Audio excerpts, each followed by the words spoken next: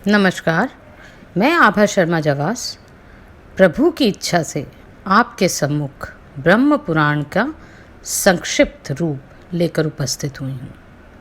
18 पुराणों में से यह प्रथम महापुराण कहा गया है। पिछले अध्याय में आपने संयमंतक मणि और उसके चोरी होने पर भगवान श्री कृष्ण के ऊपर लगे कलंक के बारे में सुना। उस कथा को सुनने से किसी भी प्रकार का गलत कलंक आपके ऊपर कभी नहीं लगता। अब इस भाग में हम जम्बूद्वीप तथा उसके विभिन्न वर्षों सहित भारतवर्ष का वर्णन सुनेंगे। मुनियों ने कहा, अहो, आपने समस्त भरतवंशी राजाओं का ये बहुत बड़ा इतिहास कह सुनाया। अब हम समस्त भूमंडल का वर्णन सुनना चाहते हैं। जितने समुद्र, द्वीप, वर्ष, पर्वत, वन, नदियां तथा पवित्र देवताओं के स्थान हैं, समस्त भूतल का मान जितना बड़ा है, जिसके आधार पर यह टिका है तथा जो इसका उपादन करते हैं, वह सब यथार्थ रूप से बतलाइए। लोमहर्षण जी बोले, मुनिवरों सुनो, मैं इस भूमंडल का वृतांत संक्षेप में सुनाता हूँ। जम्बू, पलक्ष, शालमल, कुश, क्रौंच, शाक तथा पुष्कर ये 7 द्वीप हैं, जो क्रमशः लवण, इक्षुरस, सुरा, घृत, दधि, दुग्ध तथा जल रूप 7 समुद्रों से घिरे हैं। इन सब के बीच में जम्बू द्वीप की स्थिति है, जिसके मध्य भाग में सुवर्ण में मेरु पर्वत है, जिसकी ऊंचाई 84,000 योजन है। वह पृथ्वी के भीतर 16,000 योजन तक चला गया है तथा उसके शिखर की चौड़ाई 32,000 योजन है। उसके मूल का विस्तार 16,000 योजन और यह पर्वत पृथ्वी रूपी कमल की कणिका के रूप में स्थित है, जिसके दक्षिण में हिमवान, हेमकूट और निषद पर्वत है तथा उत्तर में नील, श्वेत और श्रृंगवान गिरी है। मध्य के 2 पर्वत निषद और नील 1-1 लाख योजन लंबे हैं। शेष पर्वत क्रमशः 10-10 हजार योजन छोटे होते गए हैं। उन सब की ऊंचाई और चौड़ाई 2-2 हजार योजन है। मेरु के दक्षिण में भारतवर्ष है, उससे उत्तर किम पुरुष वर्ष तथा उससे भी उत्तर हरिवर्ष। इसी प्रकार मेरु के उत्तर भाग में सबके अंत में रम्यक वर्ष, उससे दक्षिण में हिरण्य वर्ष तथा उससे भी दक्षिण में उत्तर कुरु है। इन 6 वर्षों के बीच में इलावृत वर्ष है, जिसके मध्य भाग में सुवर्ण में ऊंचा मेरु पर्वत खड़ा है।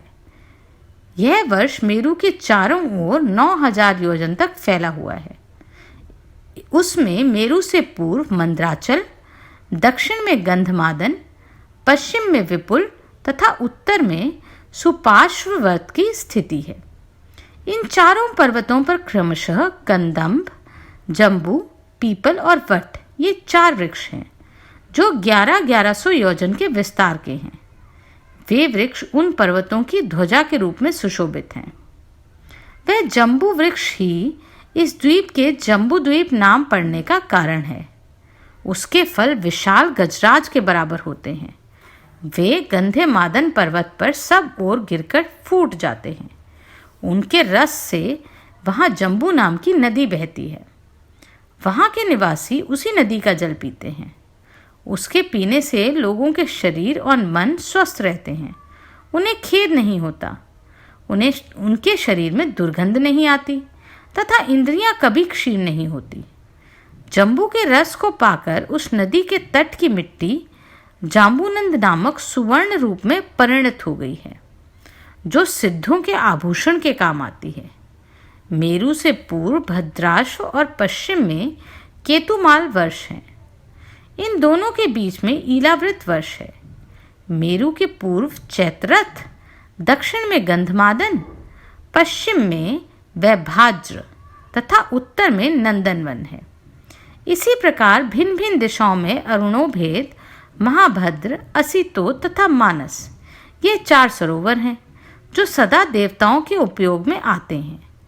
शांतवन, चक्रकुंज, कुररी, माल्यवान तथा वैकंक आदि पर्वत मेरु के पूर्व भाग में केसराचल के रूप में स्थित हैं।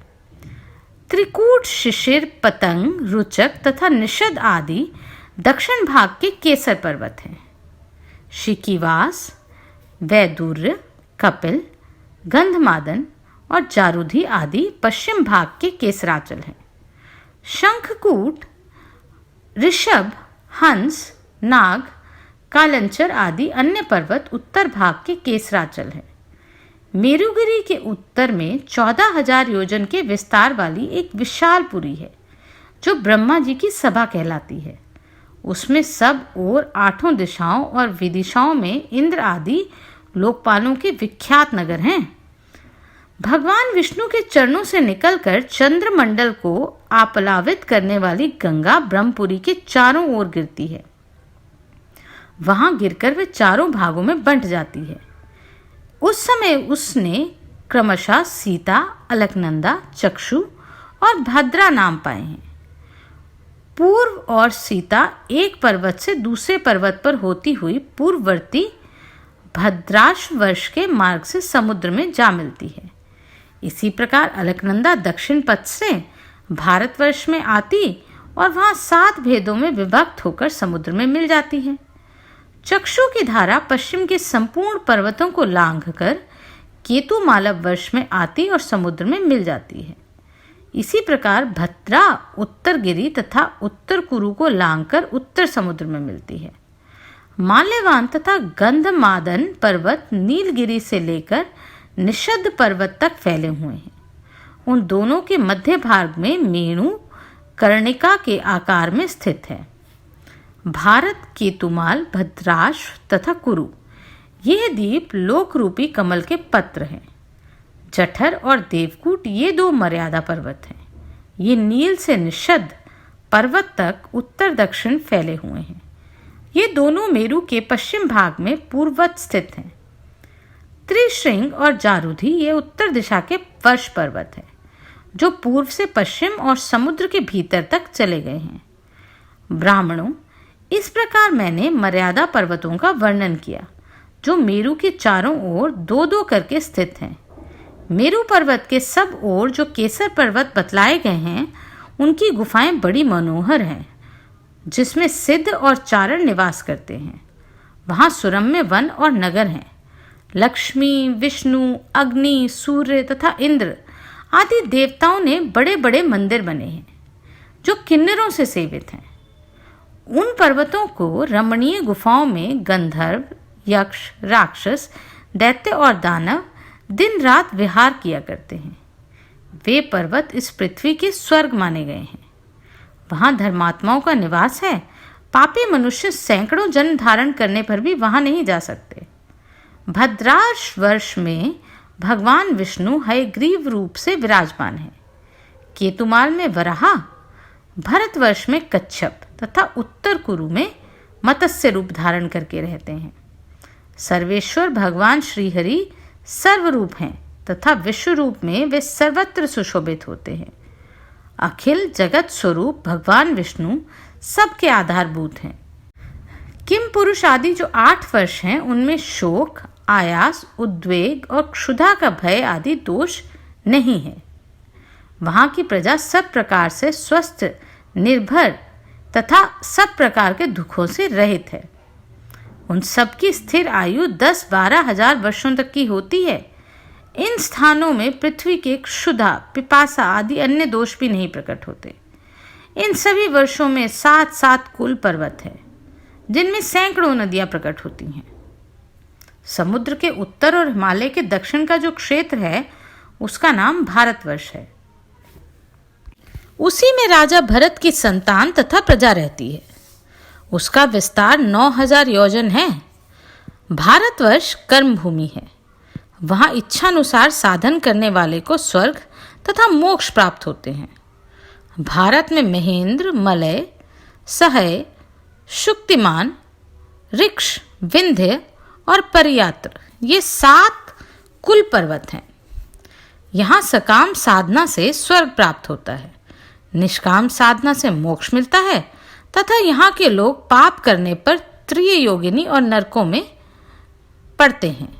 भारत के सिवा अन्यत्र मनुष्यों के लिए कर्म भूमि नहीं है। इस भारतवर्ष के 9 भेद हैं। इंद्रद्वीप, कसेतुमान, ताम्रवर्ण, गभस्तिमान, नागद्वीप, सौम्य द्वीप, गंधर्व द्वीप, वारुण द्वीप तथा समुद्र से घिरा हुआ यह 9वां द्वीप भारत। यह 9वां द्वीप दक्षिण से उत्तर तक 1000 योजन लंबा है, जिसके अंदर पूर्व दिशा में किरात तथा पश्चिम दिशा में यवन रहते हैं।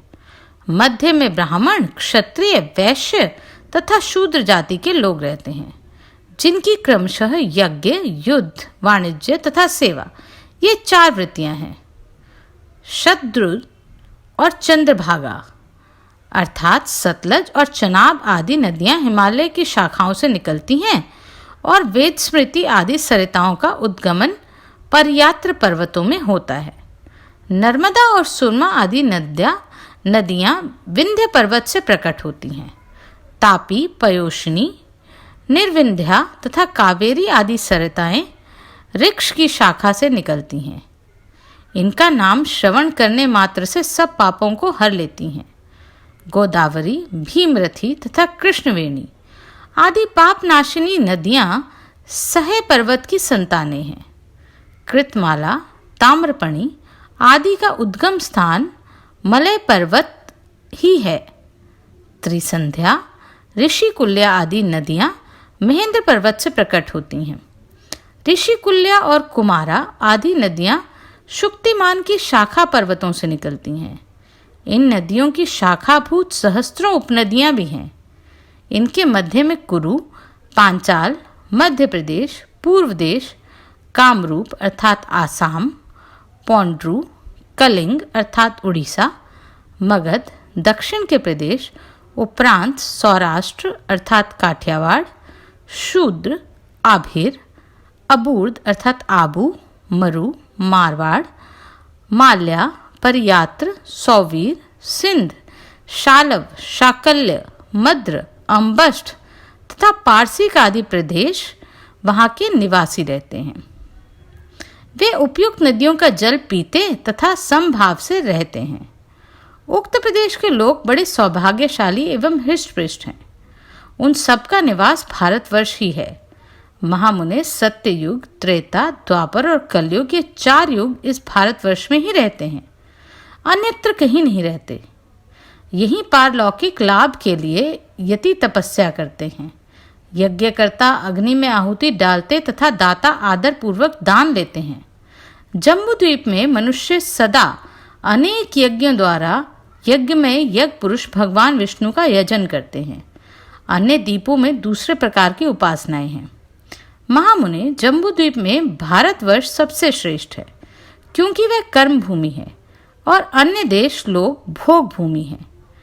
यहाँ लाखों जन्म धारण करने के बाद बहुत बड़े पुण्य संचय से जीव कभी मनुष्य जन्म पाता है। देवता ये गीत गाते हैं कि जो जीव स्वर्ग और मोक्ष के हेतु भूत भारतवर्ष के भूभाग में बारंबार मनुष्य रूप में उत्पन्न होते हैं और फलेच्छा से रहित कर्म का अनुष्ठान करके उन्हें परमात्मा स्वरूप श्री विष्णु को अर्पण कर देते हैं, वे धन्य हैं।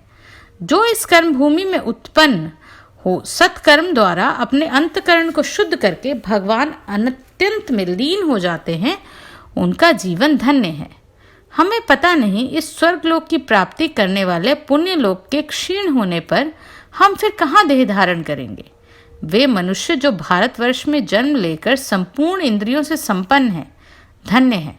विप्रवरों, यह 9 वर्षों से युक्त जम्बूद्वीप का वर्णन किया गया है।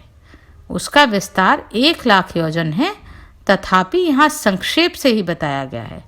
जम्बूद्वीप को गोलाकार में चारों ओर से घेरकर खारे पानी का समुद्र स्थित है। उसका विस्तार भी 1 लाख योजन है।